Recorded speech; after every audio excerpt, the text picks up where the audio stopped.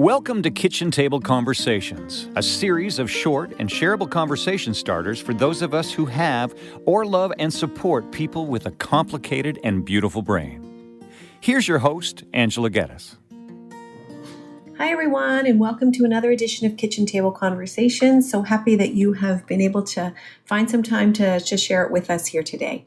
So I've had a special request this week, which I'm just really appreciating. Having some people experience some challenges with blended families and how to make that work in the best possible way.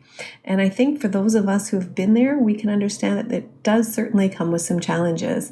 And I think that if you've been following me for a while, you've probably heard me say that sometimes we really do need to do a check-in with ourselves and consider whether or not the rules that we have in our head that we've been told over the years, or our understanding of what families should look like, some of the messages that we hear from the media, from maybe our extended family members, maybe from our moms and our dads and our grandparents and what we grew up with, sometimes we really do have to look at those and say, do they still make sense? So many times I'm supporting families with very complicated mental health and learning and developmental needs. And, for example, sitting at the dinner table can be a real challenge. And for those of us who have a really strong desire and intention for family meals, and we appreciate the importance of that traditional gathering, having that disrupted or doing it differently can be really hard for us to imagine. But I often say to my families, if you're trying this and it always ends up in disaster, are you really living in line with your values? Are you really kind of pushing on a rope and trying to force something? And I think the reason why I'm starting with that is because it really can apply with blended families. And of course, we want everything to work out really well. And of course, we want kids to get along, and we want kids to love our new partners as much as we do. But sometimes that doesn't happen as we expect, but certainly it won't happen if we kind of force the issue. So this is where I think we need to start. Trying to create the ideal nuclear family can often set people up for failure. And I think that it does. It just makes family members a little bit confused, sometimes pretty frustrated. It's not likely that these kids and everybody in it are going to feel the same level of excitement as you do now that you've found your new partner. So I think that's really, really important to remember. And I also attended a conference many, many years ago where the psychologist who was guest speaking asked us all as parents and caregivers to consider what relationship we needed to nurture the most. Would that be the relationship between the parents, the husband and wife, or the partners within the marriage, or the relationship between parents and child or children? And for me, from my values, it kind of made sense to me that I spent more time nurturing the relationship that I had with my kids, because I felt like that was my responsibility to really make sure that they were doing as well as they could. And it wasn't my responsibility to help my partner live his best life in my particular case.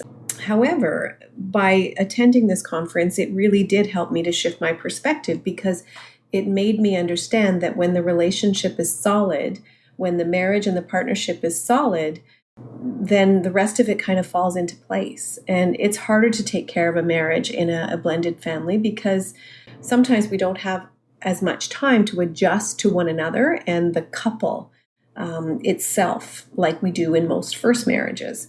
So you kind of have to grow and mature in your relationship as well as while you're parenting this blended family. And so I think it's really important to not force the issue whether or not people like one another. But I think you can set some ground rules as a family and make sure that people are civil and respectful to one another. So I think family rules are really important no matter what your family looks like or what the constellation of it is. And some of these rules, or all of these rules that you decide on as a family, have to be adhered to by everybody. So again, relationships are respectful. It doesn't it's nicer that people like one another and really appreciate the time spent together. But I think that's a really important life skill that we can share with everyone, is that you can't force that, but you can instill common courtesy, respect, compassion, and tolerance. Those are things that I think are very, very important. And speaking about compassion, we also have to understand that everybody's at a different level, and how people are recovering from, the previous adjustments and the previous relationship breakdowns, how people interpret that, what people understand as to why the circumstances have changed. I mean, all of that needs to be respected. And I just really, really think, I've learned it from personal experience, but I've also learned it in my training and the many conferences and education that I've received on this, is that, you just really can't force people to feel stuff. I've never been one to force an apology, because to me, a forced apology is not necessarily authentic. Now, everybody has their own views on that, but I do really think it's important to help instill, how do we make this good again? How do we repair this relationship? And how do we make what we did that may have been hurtful to others or disrespectful, how do we make that better? I think those are things that we can really all do and all practice on a regular basis. And just remember that there's always room to grow. And after years of being a blended family, hopefully family members will get to the point where they really do care and admire and respect and maybe even love one another. And those are the goals. I think it's also really important for us to be honest with ourselves and recognize that love and healthy relationships take time to grow, and that it's not natural to be in love with your partner's children as much as you love your own. And I think that needs to be acknowledged and honored, and allow yourself the time to develop those kinds of feelings. And, I think we all have to realize too that we have to be kind of thick-skinned and be the adult in the room when some of our stepchildren or our own children are taking their time adjusting and maybe demonstrating some new behaviors and attitudes that we haven't seen for a while or ever before. I think discipline can be a real tricky subject when it comes to blended families, and whose job is it to enforce some of the house rules. I think especially at the beginning, we're just wanting to make things work, and maybe we can even be doing a little extra in terms of laundry and doing some of the chores around the house to just reduce the amount of stress and ease the transition. But sometimes we can end up feeling like we're being sort of taken advantage of, or maybe other people are not pulling their weight. So these things have to be discussed and talked about. And I think that some of the rules that you have in your parenting strategies need to really be solidly understood within the partnership prior to any big moves and making the decision to move in together. And I think, there's lots of reasons why we want to make that transition and move in together. But I know of lots of families that do make the decision to kind of keep things separate for a little while to reduce the stress and the transitions and the all kinds of changes that are happening for folks. And then also to recognize that, blended families and having too many kids or people under the same roof can be kind of overwhelming depending on your personality type and what's best for you and the whole family. So again, having open, honest conversations about that. I think doing some pre-blended family kind of counseling or having real discussions and doing some self-help in terms of reading and understanding. And again, acknowledging some of your real feelings, because they're yours and you're allowed to have them. So if you are apprehensive, or if you are frustrated, or if you do have a personality clash with a member of the family, acknowledge it, honor it, discuss it, and then figure out whether or not you can let it go or detach a little bit from some of those things that are not within your control. All of these things are really, really important, but walking into a situation expecting to be able to offer discipline to somebody else's children is really very often unrealistic. Really be prepared for the fact that people logically, and young kids are pretty literal, you're not my mom, you're not my dad, this is not your responsibility. I will listen to my father, and I will voice my extreme concern for what it is you're trying to teach me at this point, because I'm not ready. And that needs to be respected. Otherwise, we end up pushing on a rope or forcing an issue and creating more conflict than we're trying to solve. And I think there's lots of do's and don'ts that we all know of, or we've heard of, or we've read about in terms of blended families and separated homes. And obviously, we know that it's really, really important to be supportive of one another. There was love, there was connection, there have been children that have been brought into the world as a result of that love and connection. So in ideal worlds, these, the differences can be overlooked, and we can provide support and understanding, and we can search for forgiveness so that there's less anger and no resentment, and certainly not that negativity that's expressed in front of the children. We know this, and we know that it's really important not to use our children as mediators or to be messenger pigeons between parents.